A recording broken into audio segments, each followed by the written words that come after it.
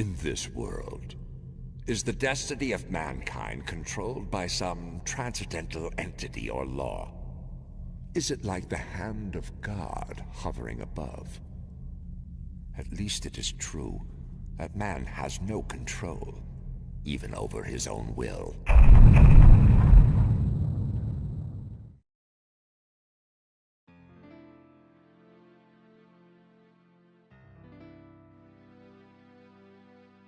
In The Legend of Zelda Twilight Princess, there's a particular NPC that you, as Link the hero Twilight, interacts with regularly to obtain new skills that creates a greater depth to the world you're playing in. Routinely on the overworld, you will encounter a golden wolf with a ghostly hue and one eye, one that brings you into a phantom world and changes form before your very eyes. The hero's Shade, a Stalfos in broken armor from a lost age, is the ancestor of the character you're playing as. Passing down his skills of the sword, he teaches Link all he knows before fading back into nothing. His teachings used to save the kingdom he fought for all those years ago. It's a known fact that the hero Shade is in fact the hero of time, his story long forgotten in the strange timeline splits that the Legend of Zelda universe has fully embraced. I'd prefer to swerve away from the convoluted timeline shenanigans of a children's video game franchise and focus on the point of this example, which is the existence of the hero Shade in the first place. This concept of a hero long forgotten by history, the trope of the mentor who failed in their own quest and tries to prevent the same mistakes from being repeated by their student. It's a trope I adore in fiction. More often than not, it adds layers to both the character dynamics of our protagonist and the greater history of the story's world. It breathes life into a narrative desperate for parallels, creating a dark mirror version of the future our main character could easily embody.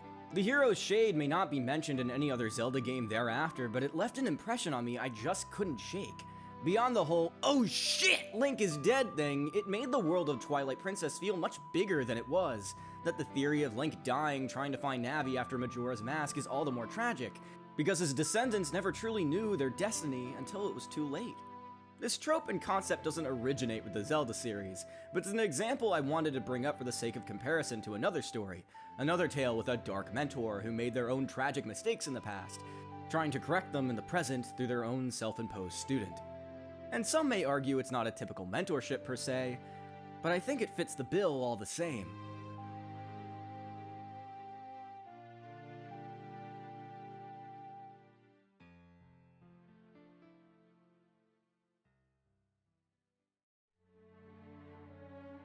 I think the thing about Berserk, at least post-mortem, is that there's still so much we can dissect and analyze in terms of its storytelling over the course of its 364 chapters. The development and calming of Guts' rage, the journey to get Casca back to sanity, and the damage that remains, the growth and change of Farnese's character and her relationship with Serpico.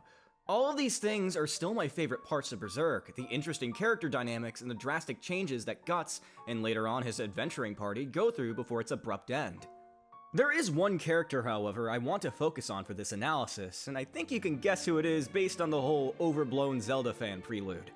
Skull Knight has always been fascinating to the fandom, at least in my experience. His design is iconic, his exclusion from the 1998 series is deemed criminal despite its quality, and most importantly, the aura of mystique and general mystery surrounding him still leaves people theorizing to this day on his origins. We've had bits and pieces thrown our way throughout the years. We know who Skull Knight actually was, and there's some reason he wants to keep Guts alive.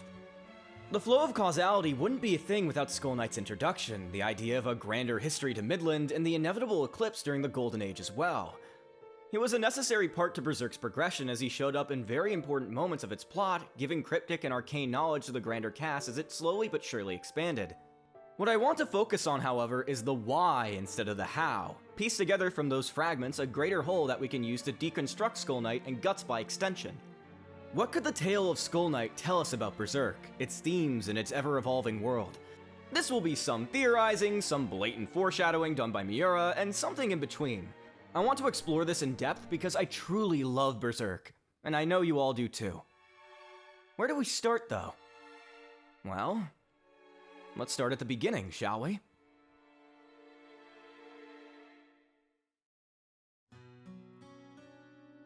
Over 1,000 years before Princess Charlotte's birth and the arrival of the Band of the Hawk in Wyndham, Midland didn't exist. At least, not in its current form. Instead, A conqueror wearing a black skeletal armor wandered through the war-torn continent in search of slaughter. This fiend would slay his enemies in a brutal fashion, accumulating allies to achieve his greater goal of a true dynasty. He would settle in the center of the continent, giving Midland its name purely out of its location on the maps being etched at the time. What we know of this man is not much, only that his bloodline would be traced all the way down to the present day, that Princess Charlotte is the only remaining member of their lineage, and that this conqueror's kingdom fell just as quickly as it rose. In flames that mimicked what we would inevitably know as the brand of sacrifice, the remnants of the original Wyndham would be buried under what is now known as the Tower of Rebirth. This tower would have the ruins of the city built deep into its foundation, but would serve effectively as a torture chamber and prison for those the royal family despised, in particular those who committed grave sins in the eyes of the king. The original ruler of Midland, King Gaiseric, was stated to know of a sage that lived within the Tower of Conviction. That this sage would, according to the Holy See's Inquisitor Mosgus, ceaselessly profess the Skull King's sins amid every possible torture until an angel was finally sent down to face the Skull King.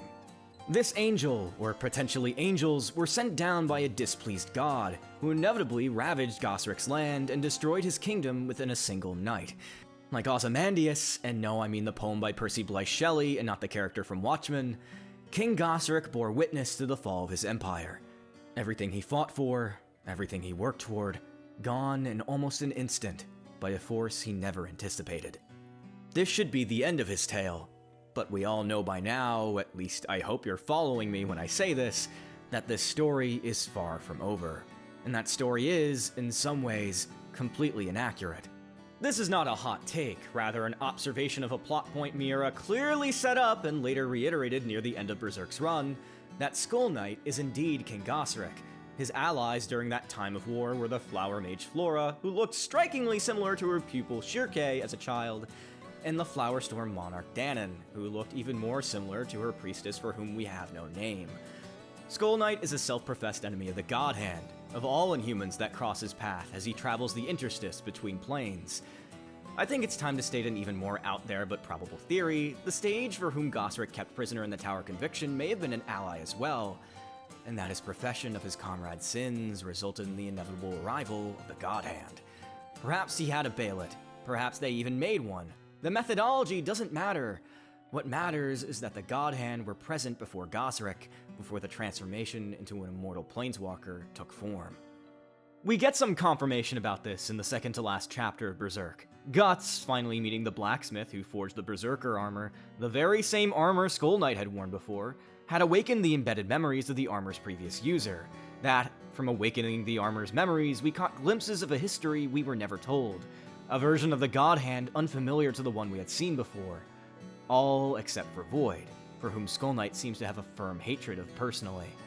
This is a lot to take in, and something that is clearly intentional given Skull Knight's appearance on Elfheim and their mourning of their lost lover. It was also previously mentioned, at least by Puck, that Skull Knight gives off the aura of an elf. Something, given that now he's an Inhuman and able to craft a Bailet sword after constant consumption of them, is odd to note. It's distinct though, like many pieces of the Skull Knight puzzle, and we don't know for certain how it all fits together. We can only guess. Miura is gone. His plans may be with his disciples or locked away in a desk drawer somewhere, but we will never know for certain what the full picture may have been. My firm theory, which I have cobbled together from my own foreknowledge and various forum posts that are backed up by manga panels and interviews and the like, is as follows. It may be a little far-fetched, but bear with me. Ahem! Gaiseric became Skull Knight due to two things. One, the Berserker armor slowly taking away his humanity. We've seen it happen with Guts and the Beast of Darkness, his basic sword skills even deteriorating without using the armor proper, not to mention his senses as well. But that's just the cost of using the armor. It never fully took over Gaiseric's body. It's hidden away in Flora's home after all when we first see it. The second half of this transformation into the spooky, scary skeleton we see today is much more important, I believe. Gaiseric's love, at least in the time of his rule, was the Flower Priestess, who upon being branded for sacrifice after the sage came in contact with the God Hand, was killed for the sage's ascension into said God Hand.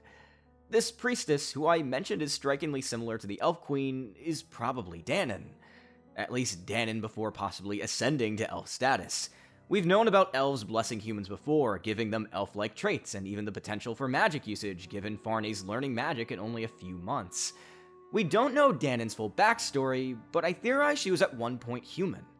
Perhaps blessing Skull Knight before she was sacrificed herself, he was granted immortality in exchange for his humanity. Likewise could be said for Danon, or maybe elf intervention prevented that from happening to a horrid extent. Maybe Danon is the mother of the priestess who blessed Skull Knight after surviving sacrifice in the Berserker armor. Again, it's all speculation based simply on appearances and what little interactions we get, yet it's all important for understanding Skull Knight's story. A tragedy. One that mirrors the tragedy we saw in the Golden Age, perhaps with perspectives changed from the conqueror to their right hand. This former god hand would inevitably be killed off by Gaiseric over the centuries, all except for Void. Void possibly being, again, the sage that Gaiseric wronged, seeking revenge on the man who tortured them all those eons ago. Void is seemingly the leader of the God Hand, and after meeting the interpretation of God in the Abyss during the Golden Age, it would make sense that the flow of causality would have some kind of cyclical nature. This was not the first eclipse. Maybe Gaiseric's eclipse wasn't the first eclipse. What we do know is that somehow someone survives the eclipse, and that person becomes Skull Knight. Someone who seeks revenge against an eldritch force that they're eternally linked to. How this connects to Guts is, I hope, again, a little obvious. Guts fought alongside someone who ascended, sacrificing everything they worked toward and fought alongside to achieve their dream. This idealism cost them their comrades, including the one that survived and seeks to end their reign. The only true difference between Guts and Skull Knight, other than the years of experience in the astral world and the physical transformation Skull Knight endures, is that Skull Knight didn't have a mentor. Not one we know of. He presumably learned all of this himself, or through the priestess before passing, or through years of trials and hardship hunting down the apostles. Guts learns this very quickly after leaving Griffith's side, saved from sacrifice by Skull Knight because he had no way of defending himself like he did. The flow of causality is fate after all, something that cannot be truly changed. It is a river, one that does not branch out. Guts is taught time and time again through riddle and vagity about the nature of the world he lives in, the true darkness underneath the darkness of man. Skull Knight may not be the one teaching him to swing a sword or cast spells, but he's a mentor all the same. He wants Guts to beat Griffith, he wants him to succeed, because in truth, Skull Knight never did. In fact, his journey still continues due to Void's existence, the God Hand getting all the more powerful with a fifth and final member, mimicking his original legend. Griffith states he wants to create a second empire, one similar to Gaiseric's over 1,000 years ago, when in truth, that empire fell because of the same people he's allied himself with. He gained wings through burning others, flying toward the sun before it too burns him in its brilliance. We never see that demise, we never see a lot of what was planned. Berserk ended far too soon despite its length, with many plot points still unresolved despite its somewhat satisfactory stopping point. We end Berserk with the original trio reunited in a touching but terrifying scenario. We don't know much about Skull Knight as a result, yet we know that Guts has learned from him, grown because of his intervention, and even questioned his logic at times and grown past him in some ways. Because unlike Skull Knight, after all those centuries of fighting alone and killing whoever comes to harm humanity, Guts has allies still. He rebuilt, was reborn in a way. His killer instinct still remained, but the flame of revenge cooled. He had other priorities and other allies to rely on. He had his own mage at his side, his own student, his own admirers and enemies, and people who truly bonded with him. We end Berserk with a Guts that's much different from the Guts we started with. A person who seeks revenge not just because of what he did, but for the sake of finally ending this tiresome journey. In short, Guts learned from Skull Knight something more important than just his fate. He learned how to change it, to carry on despite the struggle, no matter what the world throws at him. We can all agree, at least a year later at the time of this recording, that Guts deserved to rest in Elfheim. And before he passed so suddenly, I think Miura agreed as well. Thank you for watching.